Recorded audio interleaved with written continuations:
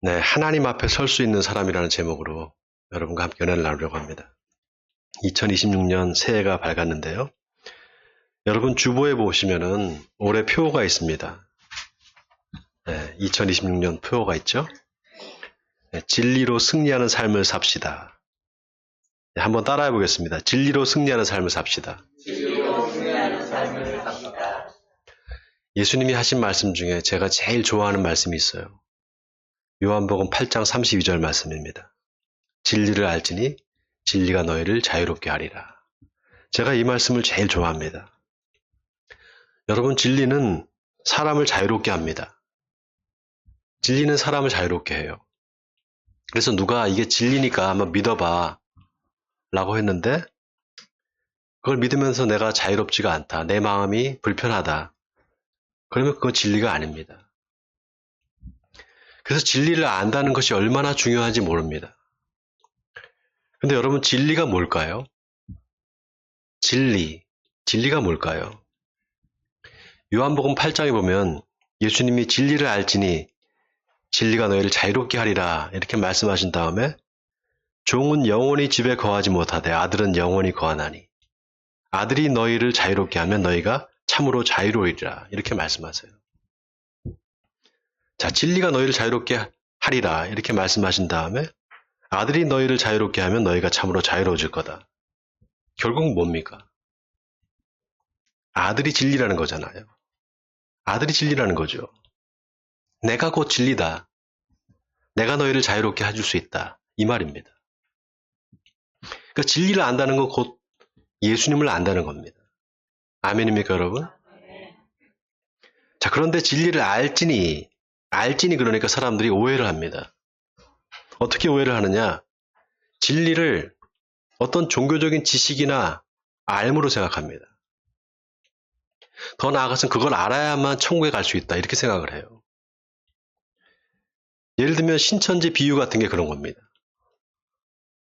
예수님의 비유 안에 어떤 영적인 특별한 비밀스러운 지식이 감춰져 있는데 다른 사람들은 그거를 알 수 없고 자기들만 안다는 겁니다. 그렇기 때문에 자기들은 구원을 받을 수 있고 다른 사람도 구원을 못 받는다는 거죠. 자, 그러니까 아니까 천국에 가는 거고 모르면 천국에 못 가는 겁니다. 그래서 많은 사람들이 신천지가 하는 그 성경 공부에 빠져듭니다.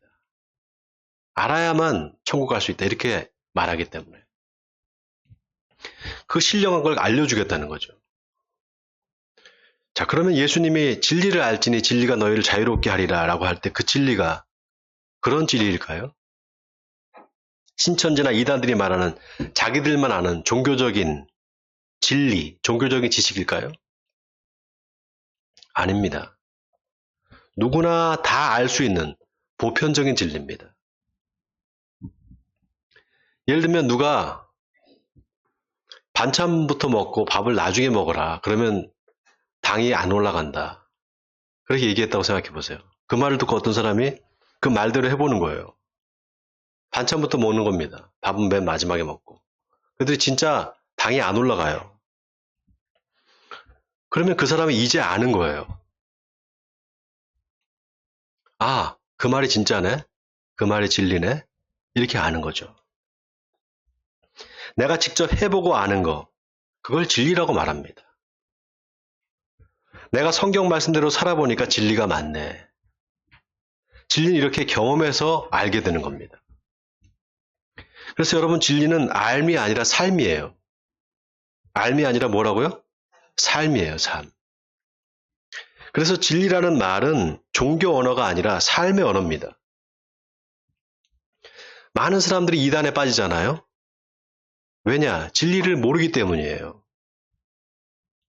진리이신 예수님을 모르기 때문에, 다시 말해서 진리이신 예수님을 만난 적이 없기 때문에 이단에 빠지는 겁니다. 요한복음 8장에 보면 예수님이 유대인들한테 너희는 너희 아비 마귀에게서 났으니 그는 처음부터 살인한 자요. 진리가 그 속에 없으므로 진리에 서지 못하느니라 이렇게 말씀하세요. 진리가 그 속에 없으므로 진리에 서지 못한다. 여러분, 이 말이 의미심장합니다. 자, 진리가 누구라고요? 예수님이잖아요. 예수 그리스도가 진리입니다. 그러니까 예수님이 그 속에 없으면 진리에 서지 못한다는 거예요. 이게 마치 동어 반복 같잖아요. 그래서 여기 진리에 서다라는 이 말이 중요합니다. 이 말은 예수님과 나와의 관계를 말하는 거예요. 요한복음 14장에 보면 예수님이 내가 곧 길이요 진리요 생명이니 나로 말미암지 않고는 아버지께로 올 자가 없느니라 이렇게 말씀하세요. 여기 내가 길이다. 이 말은 어떤 길이 있고 내가 그 길을 가니까 너희도 따라와라. 이 뜻이 아닙니다. 내가 바로 길 자체다. 이 말입니다. 그러니까 네가 그 길로 들어서야만 된다. 이 말이에요. 들어서지 않으면 안 된다. 이 말입니다. 즉 길과의 관계, 바로 예수님과 나와의 관계를 말하는 겁니다. 자, 그런데 예수님이 길이면서 또 뭡니까? 내가 곧 길이요 진리요 그랬잖아요. 예수님은 길이면서 진리입니다. 근데 그 길이 어디를 향하고 있느냐? 영원한 생명이신 하나님을 향하고 있습니다. 그러니까 그 길로 들어서면 저절로 하나님 아버지한테 가게 되는 겁니다.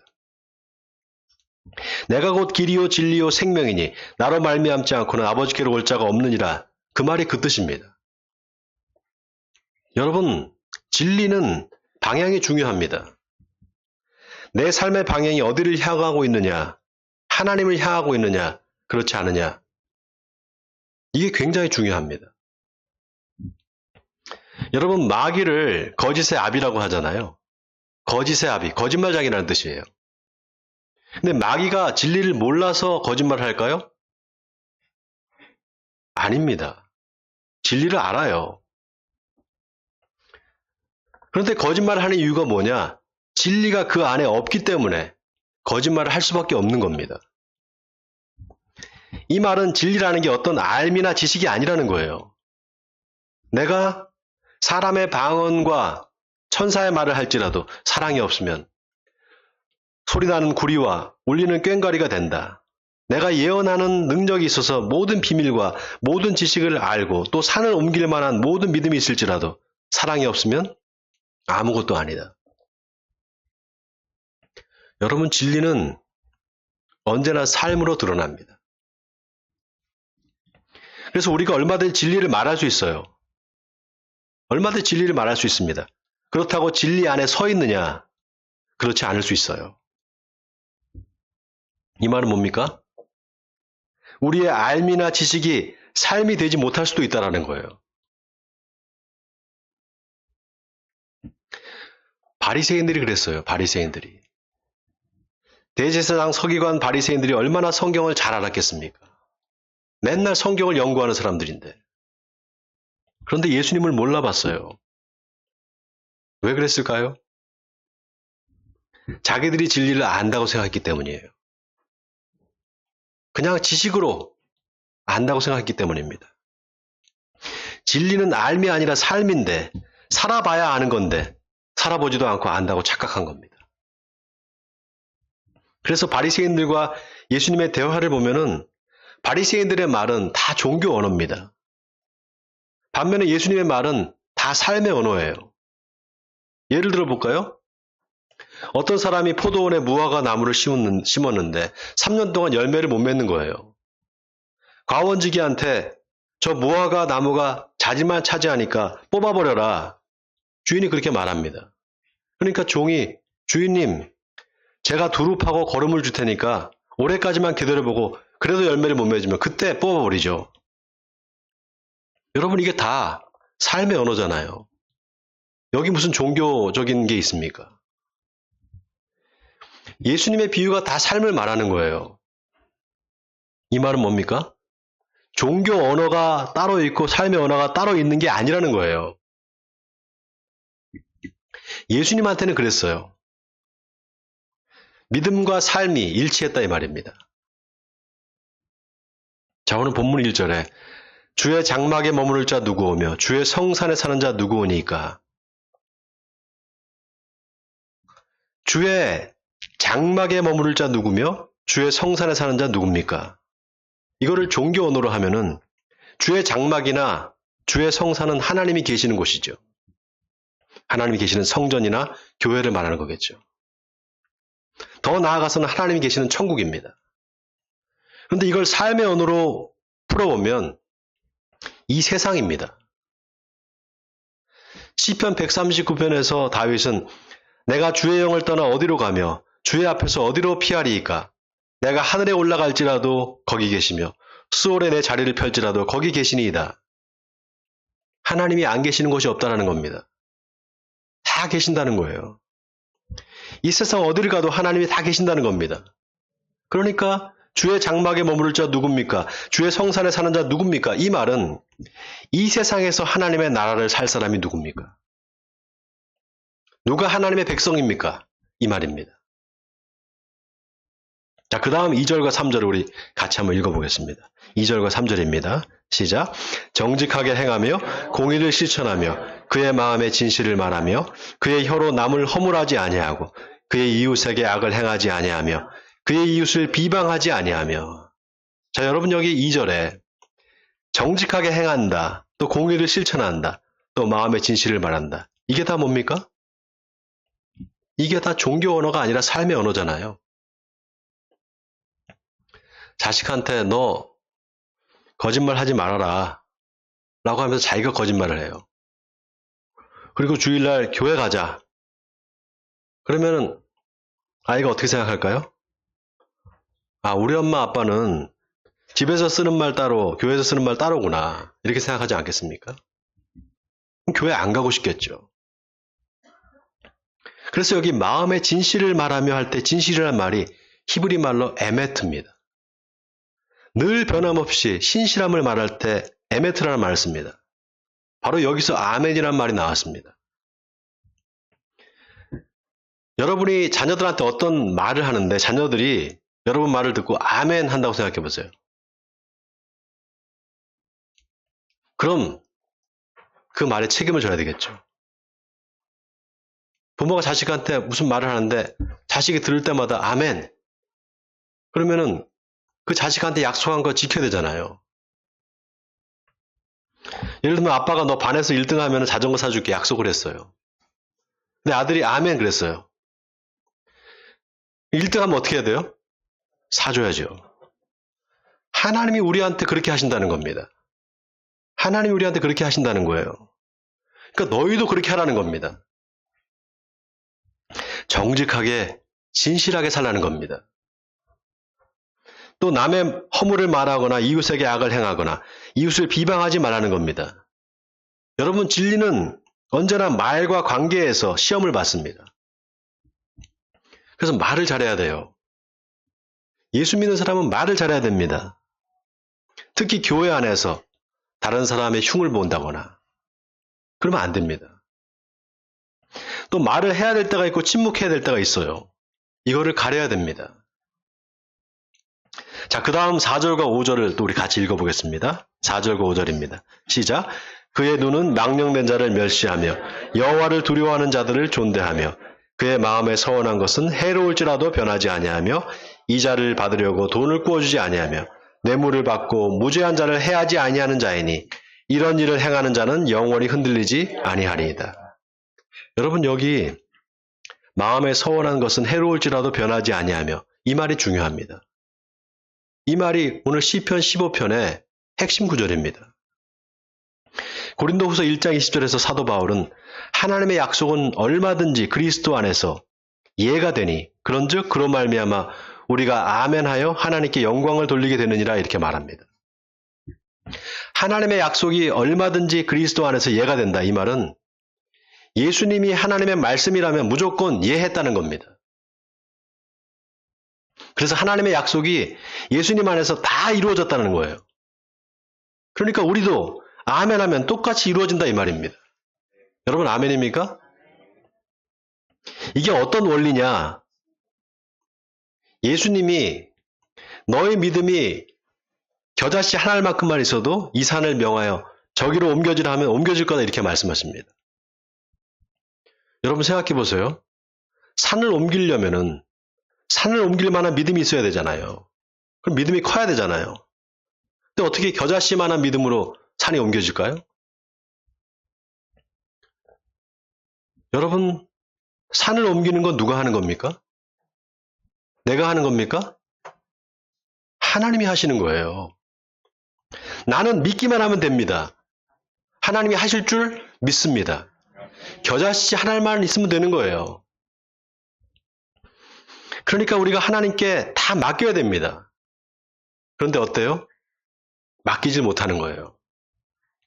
왜 맡기질 못할까요? 맡기면 손해볼 것 같거든요. 맡기면 손해볼 것 같은 거예요.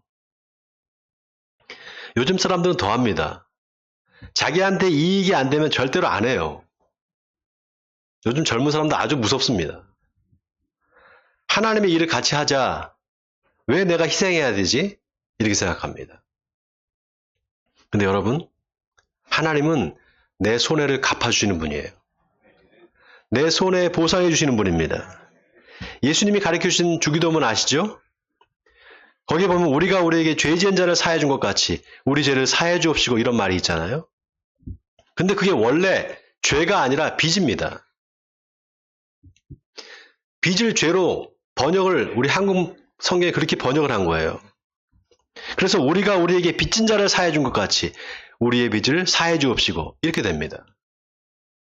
글자 그대로 우리가 하나님을 믿는 것 때문에 손해를 본 게 있다면 하나님께서 다 갚아준다는 말입니다.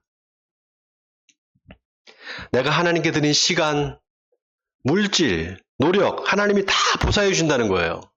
아멘입니까, 여러분? 그래서 여러분, 진리는 공짜가 아니에요. 진리는 공짜가 아닙니다. 마태복음 13장에 보면 예수님이 천국은 마치 밭에 감추인 보화와 같으니 사람이 이를 발견한 후 숨겨두고 기뻐하며 돌아가서 자기의 소유를 다 팔아 그 밭을 사느니라. 또 천국은 마치 좋은 진주를 구하는 장사와 같으니 극히 값진 진주 하나를 발견하며 가서 자기 소유를 다 팔아 그 진주를 사느니라. 또 천국은 마치 바다에 치고 각종 물고기를 모는 그물과 같으니 그물에 가득하며 물가로 끌어내고 앉아서 좋은 것은 그릇에 담고 못된 것은 내버리느니라. 예수님의 세 가지 천국 비유가 나옵니다. 근데 이게 각각 독립된 이야기처럼 보이지만 사실은 하나의 이야기입니다. 자, 보화를 발견하고 자기 소유를 다 팔아서 그 밭을 샀다는데 여러분 그 보화가 뭐였을까요? 금이었을까요? 은이었을까요? 그 보화가 진주라고 생각해 보세요. 그러면 뒤에 진주 장사 이야기하고 바로 연결이 됩니다. 천국은 좋은 진주를 구하는 장사와 같다 그랬단 말이죠.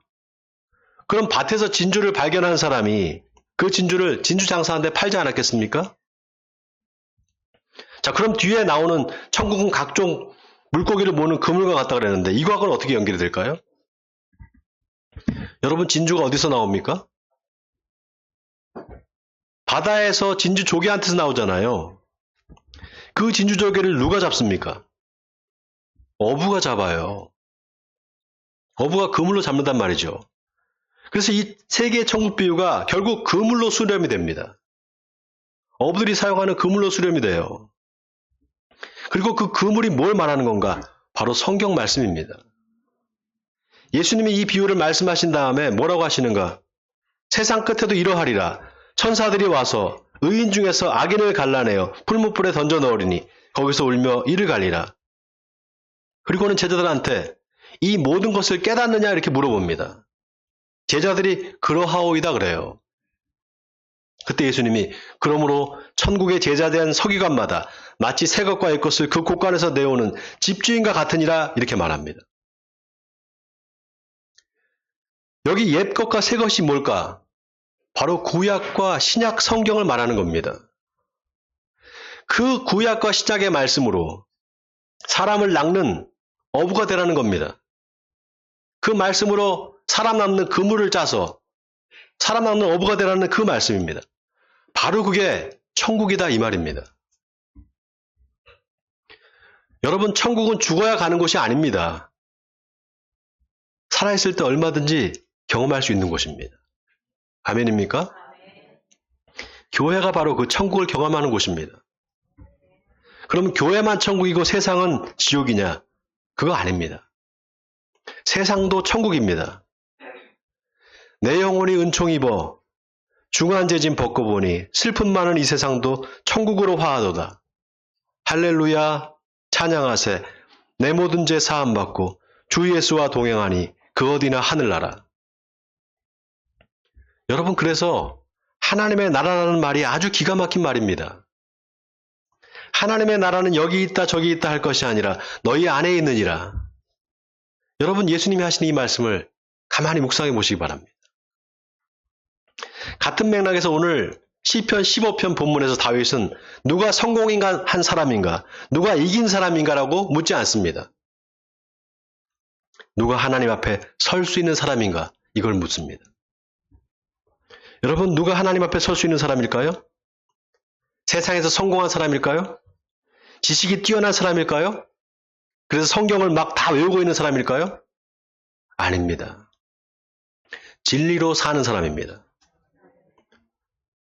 진리를 말하는 사람이 아니라 진리로 사는 사람, 그 사람이 하나님 앞에 설 수 있는 사람입니다.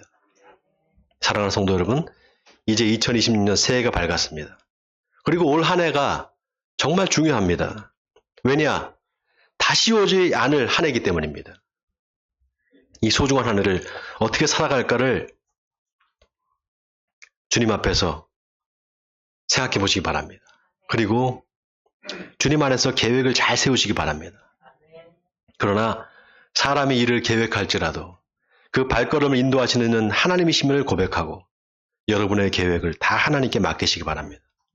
그래서 여러분이 계획하신 모든 것이 주님 안에서 다 이루어지는 한 해가 되기를 주님의 이름으로 간절히 축원드립니다.